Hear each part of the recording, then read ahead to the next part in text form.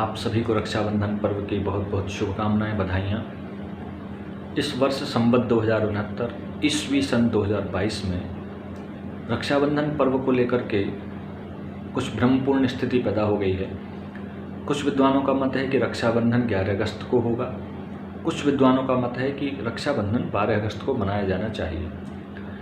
यद्यपि रक्षाबंधन को ही नहीं अपितु सभी व्रत पर्वों के संबंध में शास्त्रों में स्पष्ट निर्देश और सूत्र प्राप्त होते हैं, फिर भी यदि रक्षाबंधन आदि पर्वों को लेकर के विद्वानों में भी एक मत नहीं होता है तो ये एक दुखद आश्चर्य की बात है। तो रक्षाबंधन के संबंध में शास्त्रों में स्पष्ट लिखा है कि रक्षाबंधन उस दिन मनाया जाना चाहिए जिस दिन अपराह्न व्यापिनी पूर्णिमा हो। अपराह्न व्यापिनी का मतलब है कि दोपहर के बाद जिस दिन पूर्णिमा उपस्थित हो उस दिन रक्षाबंधन का पर्व मनाया जाना चाहिए, क्योंकि सामान्य रूप से सूत्र है कि रक्षाबंधन प्रातःकाल नहीं होता, राखी प्रातःकाल नहीं बांधी जाती, ये दोपहर के बाद अपराह्न काल में बांधी जानी चाहिए। ये राखी बांधने का एक सामान्य सूत्र है, हर स्थिति में इसका प्रयोग नहीं कर सकते। लेकिन सबसे पहला सूत्र यही है कि राखी बांधने का जो समय है वो प्रातःकाल नहीं है, अपितु दोपहर के बाद लगभग 1 सवा 1:30 बजे के बाद का जो समय है अपराह्न काल, उसमें राखी बांधी जानी चाहिए। अब भ्रमपूर्ण स्थिति क्यों बन रही है इस वर्ष में, उसके लिए बताते हैं। पूर्णिमा प्रारंभ हो रही है 11 तारीख को प्रातः 10:39 से और ये समाप्त होगी 12 तारीख को सुबह 7:05 पर। यानी कि 11 तारीख को पूर्णिमा सुबह 10:39 से प्रारंभ होकर पूरे दिन रहेगी, पूरी रात्रि रहेगी और 12 तारीख को सुबह 7:05 पर समाप्त हो जाएगी। तो सबसे पहली बात, जिस दिन अपराह्न व्यापिनी दोपहर के बाद के समय में जिस दिन पूर्णिमा होती है उस दिन रक्षाबंधन होना चाहिए। तो इस स्थिति से इस सूत्र के अनुसार अपराह्न के समय में, दोपहर के बाद के समय में पूर्णिमा 11 तारीख को प्राप्त हो रही है, 12 को बिल्कुल भी प्राप्त नहीं हो रही है। 12 को तो प्रातः 7:05 पर पूर्णिमा समाप्त हो रही है। इस सिद्धांत से भी 11 अगस्त को पूर्णिमा यानी कि रक्षाबंधन होना चाहिए। दूसरी बात, यहाँ समस्या ये है कि 11 तारीख को ही पूर्णिमा के साथ ही भद्रा नाम का एक दोष भी प्रारंभ हो रहा है। 10:39 से ही वो प्रारंभ हो रहा है और रात को 8:52 तक वो भद्रा नाम का दोष रहेगा। भद्रा में रक्षाबंधन होता नहीं है। भद्रा में रक्षाबंधन करने का शास्त्रों में निषेध आया है। तो भद्रा के समय में रक्षाबंधन होता नहीं है। अपराह्न के समय में रक्षाबंधन होना चाहिए, लेकिन उस समय भद्रा नाम का दोष है। 12 तारीख को सुबह 7:05 पर पूर्णिमा समाप्त है, उस दिन अपराह्न काल में पूर्णिमा नहीं है। तो 12 तारीख को अपराह्न काल में पूर्णिमा न होने से रक्षाबंधन नहीं हो सकता। 11 तारीख को अपराह्न काल में पूर्णिमा है लेकिन भद्रा नाम का दोष है, इसलिए भी रक्षाबंधन नहीं हो सकता। तो ऐसी स्थिति में रक्षाबंधन करें कब? तो उसके लिए शास्त्रों में भी स्पष्ट सूत्र प्राप्त होते हैं। सबसे पहली बात, रक्षाबंधन भद्रा के समाप्त होने पर किया जाना चाहिए, एक सूत्र ये होता है। दूसरा, भद्रा का मुख और पूंछ, भद्रा को सर्पस्वरूप मान करके भद्रा के मुख और पुच्छ का गणित से समय निकाल करके, तो मुख का जो समय है उसको हम त्याग दें और पूंछ का जो समय है भद्रा का, उसमें हम रक्षाबंधन कर सकते हैं, ऐसा शास्त्र का मंतव्य प्राप्त होता है। दूसरा विषय। तीसरा बताया यहाँ पर पुरुषार्थ चिंतामणिकार का ये वाक्य है कि यदा तु तरत्र मुहूर्तद्वय त्रय मध्ये किंचित न्यूना पौर्णमासी तदापराह्ने सर्वथा तद्भावात् प्रदोष पश्चिमौ यामौ दिनवत् कर्म चाचरेत इति पराशरात् भद्रान्ते प्रदोषयामे अनुष्ठानम। इसका मतलब है कि यदि दूसरे दिन, अगले दिन पूर्णिमा 3 मुहूर्त से कम हो तो पहले ही दिन अपराह्न काल में रक्षाबंधन हो।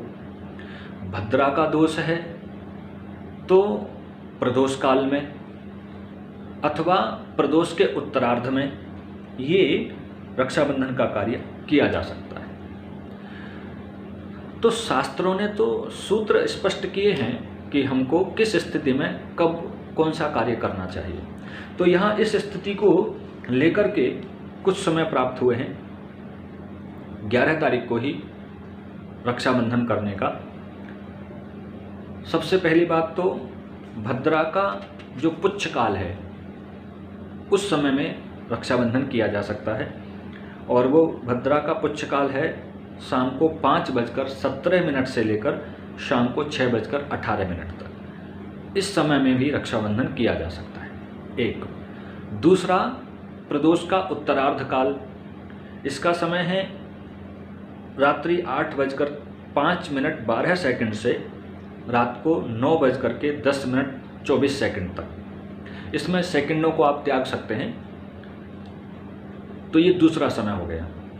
तीसरा सबसे श्रेष्ठ समय है रात्रि 8:52 से, यानी कि भद्रा के समाप्त हो जाने पर 9:10 तक का जो समय है ये सर्वश्रेष्ठ काल है। और ये जो समय बताया जा रहा है ये समय दिल्ली के अनुसार बताया जा रहा है। दिल्ली के सूर्योदय, सूर्यास्त, दिनमान, उससे जो गणित करने के बाद जो समय प्राप्त हो रहा है ये दिल्ली के अनुसार बताया जा रहा है सारा समय। इनमें कुछ मिनटों का अंतर अन्य जगहों में हो सकता है।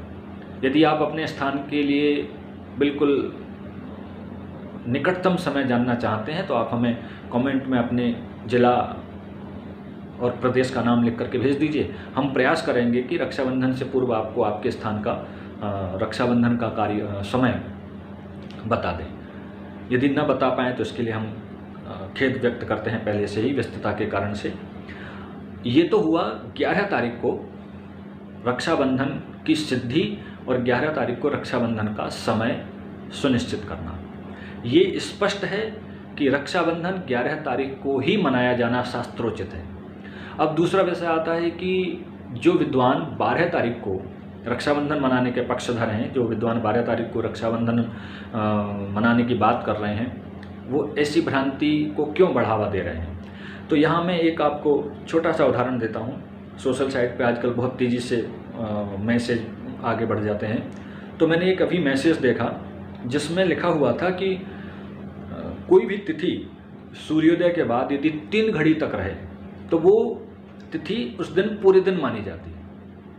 इस दृष्टि से उन विद्वान महोदय ने, और ऐसा अखबार में भी किसी आचार्यों ने प्रिंट आउट कराया है, अखबार में भी ये खबर निकल आई कि 12 तारीख को रक्षाबंधन होगा, और वहाँ पर उन्होंने यही बात लगभग कही और लिखी और मानी है कि कोई भी तिथि 3 घड़ी तक यदि सूर्योदय के बाद रहे तो उस दिन वो पूरे दिन मानी जाती है। कुछ लोगों की ये भ्रम रहता है कि बस सूर्योदय के समय कौन सी तिथि है वही तिथि और व्रत पर्व उस दिन मनाया जाएगा।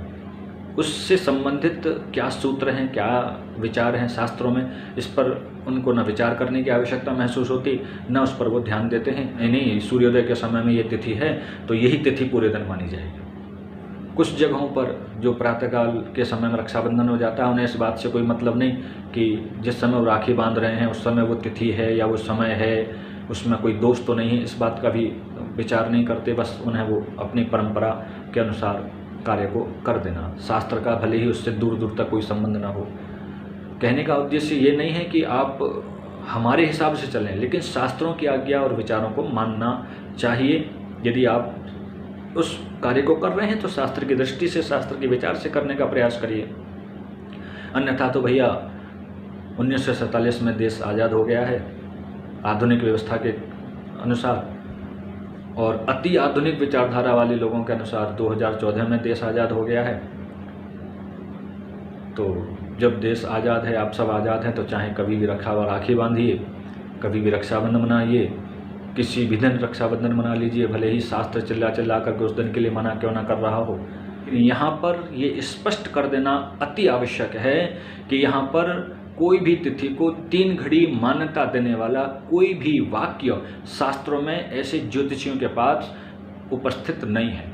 कि वो शास्त्र का ये प्रमाण दे दें कि यहाँ पर लिखा है कि 3 घड़ी वाली तिथि को पूरे दिन माना जाना चाहिए। यहाँ पर बात 3 घड़ी की नहीं है, यहाँ पर बात है 3 मुहूर्त।